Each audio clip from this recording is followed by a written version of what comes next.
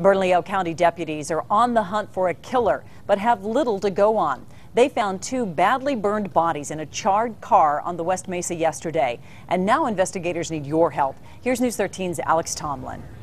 Diane, it was hot and it did the job the murderer intended. The intentional fire destroyed pretty much any evidence inside the 1995 Pathfinder. Now detectives are left working the streets to find out who's dead and who did it.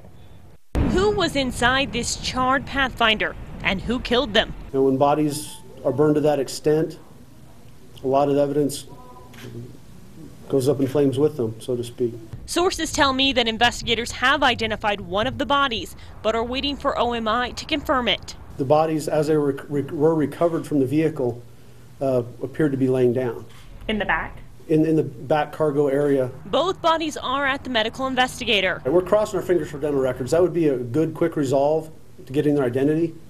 DNA could, like you said, take quite a while. All we know at this point is that somebody drove the Pathfinder out into the desert on the Pajarito Mesa Monday night and lit the SUV on fire. The Pathfinder and the bodies were found the next day. Investigators say they don't know what was used to light that fire, but they do know it was strong. Fire so hot that aluminum out of the engine had melted into pools on the ground, that the glass from the windshield had melted against what was left of the dash and looked like icicles. Investigators searched an apartment at this complex near San Pedro and Gibson, where the owner of the Pathfinder lives.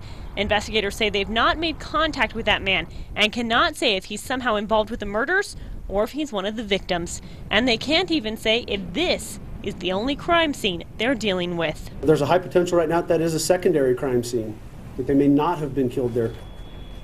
Investigators need so much help on this case that they're asking people to call the homicide investigators personally instead of a tip line. Now, this number that you see at the bottom of your screen, we're going to keep up for another 15 seconds or so you can write it down. Diane?